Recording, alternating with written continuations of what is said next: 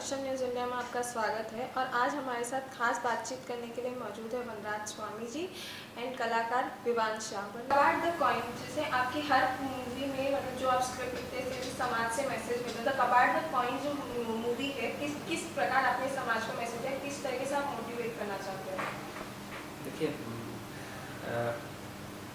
कबाड़ the coin जो film है ये एक फिलॉसफी है। ये शब्द ही अपने आप में एक फिलॉसफी है। कबाड़ द कॉइन, कबाड़ मतलब कि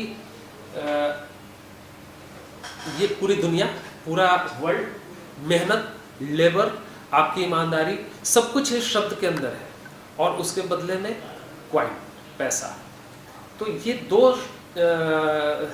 थीम पे, दो शब्द पे ये पूरी कहानी जो है वो बेस्ड है। अब आप कह रहे हैं कि इसमें मैसेज क्या है। चरित्रों के, बहुत सारे चरित्रों के साइकोलॉजी इसमें, इस फिल्म में आपको देखने को मिलेगा। ढेर सारे साइकोलॉजी मिल करके एक पूरी प्लॉट कहानी को बना देते हैं। और उसमें सबसे जो अच्छी चीज़ है वो पूरी थीम लाइन जो है, बेसिक थीम लाइन, वो एक पैसे पे आधारित है, एक कॉइन पे आधारित है। और वो जो कॉइन है उसके पीछे पूरी चरित्र है वो भाग रहे होते हैं, सारे कैरेक्टर रन कर रहे होते हैं। और उसमें भी देखिए, मैंने इस कहानी को ना सिंबॉलिकली लिया है। बेसिकली आज पूरी दुनिया जो है उसमें लोग हैं वो पैसे के पीछे भाग रहे हैं। जिस तरीके से लोग पैसे के पीछे भाग रहे हैं, लोगों में सेवा की भावना, सामाजिकता की भावना कहाँ चली गई, खत्म हो गई है। लोग 1000 करोड़ 10,000 करोड़ रुपया जमा कर लेना चाहते हैं। इतना पैसा क्यों जमा कर लेना चाहते हैं आप? अगर आप एक आदमी या हर आदमी 10,000 करोड़ रुपया या 1000 करोड़ रुपया जमा कर लेगा तो बाकी लोग कहाँ जाएंगे, कैसे रहेंगे, उनकी हालत क्या होगी? तो ये एक थीम लाइन है, ये बेसिक प्लॉट है हमारी कहानी का, जो ये आपको देखने को मिलेगा। और मैंने या विवान ने मिल करके इसको कितना मतलब एक्सप्लेन किया है और कितने अच्छे से स्क्रीन पे लाया है, ये तो दर्शक ही बताएंगे। पर जो हालात थे और जो कुछ इस कहानी में जो कुछ दिख रहा था उसको लेकर के ऑडियंस तक आना जरूरी हो गया था। ये एक ऐसा टाइम आ गया था कि अब इस प्लॉट का आना जरूरी है ऑडियंस के पास। अच्छा, विवान शाह जी, जैसे वनराज शाह ने जिस तरीके से कहानी लिखी है, आपकी किस तरह से मुश्किल हुई आपको स्क्रीन पे प्ले करने की? तो उसका प्रिपरेशन इसमें बहुत था, क्योंकि कबाड़ी वाला जो है मेरे तजुर्बे के बहुत ही बाहर है ये किरदार।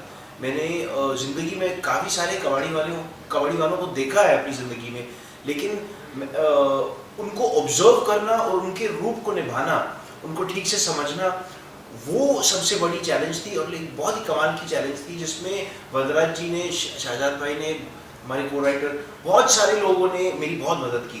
और खास करके जब आप वहाँ पे होते हो, जैसे हम एक चौल में शूट कर रहे थे जोगेश्वरी में, और जहाँ पे उसकी एक छोटी सी जो किरदार है बंदर, उसकी एक कोहनी है।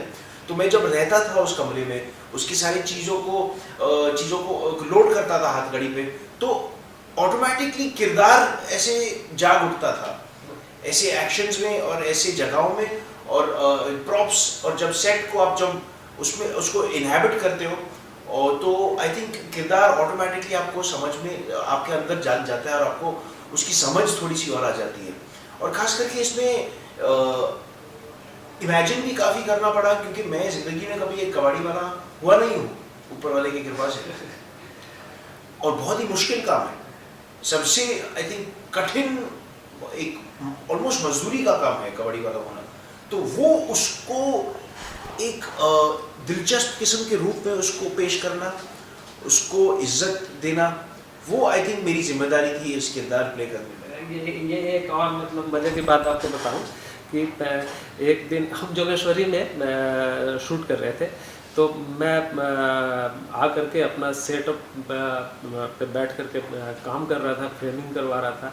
और उसके बाद थोड़ी देर के बाद विवान आया गेटअप में और हाथ गाड़ी लेकर के क्रॉस कर गया गली में और आवाज़ लगाते हुए, वो एकदम अजीब सा साउंड, जो कि उस दिन मैंने इससे पहले मैंने सोचा नहीं था, रिहर्सल वगैरह जो कुछ भी याद हुआ था तो उसमें उसने वो चीज़ें नहीं की थी कि इतना वाइब्रेट करने लगेगा एक कैरेक्टर, तो वो किस तरीके से वो एक टेक्निकल आवाज, वो आवाज, वो जो कबाड़ी वाले जो कॉलोनी में घूमते रहते हैं ना, आपने सुना होगा कि ये बोलते हैं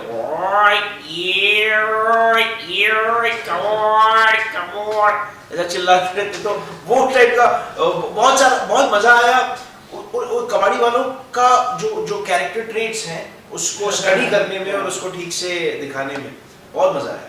तो क्या हुआ कि मैं मेरे सामने से विवान वैसे एकदम नॉर्मल कपड़े में गुजर गया, और मैं सोचा कोई आदमी होगा, कोई कबाड़ वाला होगा यार। जब मैं लिटरली, मैं किसी ने बोला कि विवान था, आपने देखा क्या, बोला अरे मतलब मैं हैरान हो गया कि इस तरीके से गेटअप लेगा। और उसके बाद मेरे अंदर जो एक फियर था, हमने इस फिल्म को, आपको बताऊं कि करीब करीब इसके बहुत सारे पार्ट हमने गोरिल्ला स्टाइल में शूट किया है, और विवान ने जिस तरीके से कैरेक्टर को अडॉप्ट किया, उसके बाद से मेरे अंदर जो शूट करने का एक जो डायरेक्टर के ऊपर जो स्ट्रेस होता है कि वो एग्जैक्ट मैं जो चाह रहा था वो शूट हो जाए, उसका वो पूरा काम इसने हल्का कर दिया इन्होंने। मतलब मैं बताऊं कि मैंने विवान को छोड़ दिया ऐसे सड़क पे और कैमरा लगा करके, और हम शूट कर, कोई किसी को कोई लेना देना नहीं, कोई समझ नहीं पा रहा है कि ये विवान शाह है। तो ये वो है सर। जैसे कि आपकी पहली जो कहानियां थी, जो कहानी लिखी थी आपने, वो समाज के ऊपर थी और सच्ची कहानी, मांझी द माउंटेन में। यस जी। और जो कबाड़ द कॉइन है, ये कहानी इमेजिनेशन या सच पे आधारित है? नहीं, हम कहानियों को देखिए ढूंढते हैं। एक कहानीकार के रूप में आपको कहानी, इमेजिनेशन पे कुछ भी नहीं हो सकता है। इमेजिनेशन तब काम करेगा जब आपके पास एक बेसिक प्लॉट होगा, और जिस तरीके से हम लोग, हमारा एक जो हमारी स्कूलिंग है या हमारे सोचने का जो तरीका है, वो कि हम हर बार एक रियलिज्म की तरफ जाते हैं, एक ऑथेंटिक बेसिक कहानी जो सोसाइटी के अंदर में है, और सोसाइटी के अंदर घुटन भरी चीज़ों को ढूंढ करके निकालते हैं। कहानीकार के रूप में आपको क्या करना होता है कि कहानी को ढूंढने के लिए निकलना पड़ता है, आपको कहानी में उतरना पड़ता है। धीरे धीरे करके जब आप कहानी को ढूंढना शुरू करते हो, खोजना शुरू करते हो, जब आप उसमें जूझने लगते हो, तो वो कहानी मिलने लगती है आपको, जो आप चाह रहे होते हो, जो आपकी बेचैनी होती है। कहानीकार की, मेरी अपनी बात करूं तो मेरी एक अपनी बेचैनी है कि मैं समाज के कौन कौन से हिस्सों को छू सकता हूं जिसको कि अभी तक एक्सपोज नहीं किया जा सका है, अनएक्सपोजेज है। और ये कबाड़ी वाले की जो कहानी है वो भी अनएक्सपोजेज है। क्या होता है, आपकी अपनी पीड़ा होती है, एक पीड़ा है जो लेखक की पीड़ा है, राइटर की पीड़ा होती है। मैं मेरे साथ एक मेरे को राइटर है शहजाद अहमद, तो हम दोनों लिख रहे होते, तो कई बार कुछ ऐसी चीज़ें होती है कि मैं आकर के बताता हूँ, शहजाद ये प्लॉट है और इस पे बहुत अच्छी कहानी बन सकती है। तो वो पीड़ा जब तक आपके भीतर नहीं आएगा, जब मैं अपनी बात करूंगा, मैं बहुत लोगों की बात नहीं करूंगा। दुनिया में सबने बहुत बड़े बड़े राइटर्स हैं और बड़े महान राइटर हैं, पर मैं किसी घटना को या किसी चीज़ को लेकर के जब असहज महसूस हो जाता है, मुझे मेरी संवेदना है वो बहुत ज़्यादा आहत होने लगती है, तब मैं मजबूर हो जाता हूँ कि नहीं, अब इसके बारे में लिखना पड़ेगा।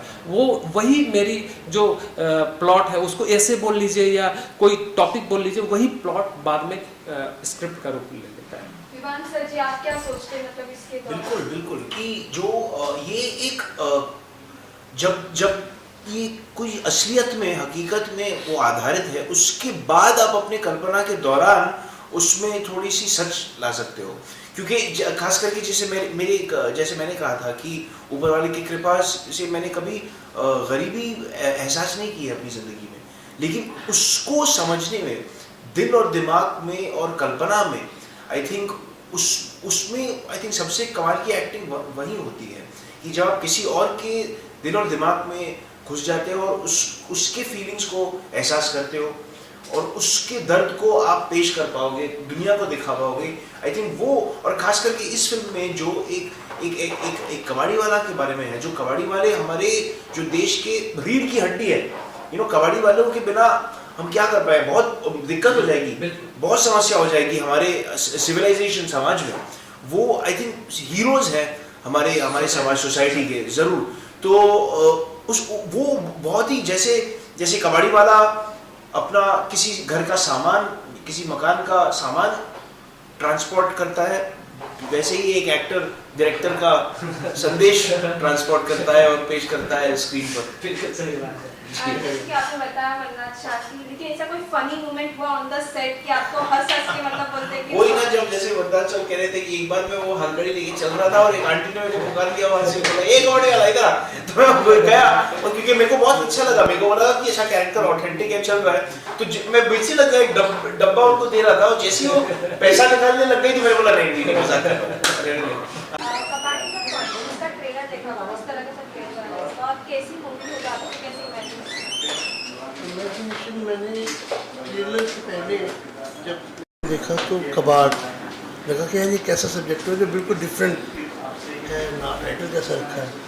फिर जब कबाड़ का ट्रेलर निकल गया, जब वरदाराज स्वामी जी का नाम आया, तो मैंने सोचा यार इनके तो सब्जेक्ट ही बड़े अच्छे होते हैं, बड़े सूझवान राइटर भी हैं, डायरेक्टर भी हैं, और बहुत अच्छी सोच है इनकी। तो एक अच्छी सोच वाली फिल्म हुई, तो फिर मैंने ट्रेलर दोबारा देखा, फिर तो गाना भी रिलीज़ हुआ मस्ती वाला, तो लगा कि यार ये एक अलग जॉनर की फिल्म है। तो सोचा कि तो मुश्किल से एक दिन निकला नहीं था कि मैंने एक दिन में 50 से 60 बार ट्रेलर देखा, क्योंकि मैं भी राइटर हूँ, लिरिक्स राइटर हूँ, म्यूजिक डायरेक्टर हूँ, कुछ फिल्में आ रही हैं लाइन में, मगर ये इन जैसे ये डायरेक्टर हैं, जैसे ये राइटर हैं, इन लोगों को फिल्में हमारे लिए देखना बहुत ज़रूरी होता है, क्योंकि आजकल जो फिल्में आ रही हैं उसके तहत देखते हुए इनकी फिल्म में मैसेज भी होता है, और एक अलग सोच की फिल्म होती है। इनकी फिल्म में देखने बैठ जाओ ना तो आदमी बैठ जाता है, मतलब सोचता नहीं कि यार उसके बाद उसको बाकी सब सुध बुध भूल जाती है, वो सोचते हैं यार ये फिल्म किस जॉनर में ले गई, आदमी को एक अलग ही हिस्से में लेके चली जाती है इनकी फिल्में। मैंने एक दो फिल्में इनकी देखी है,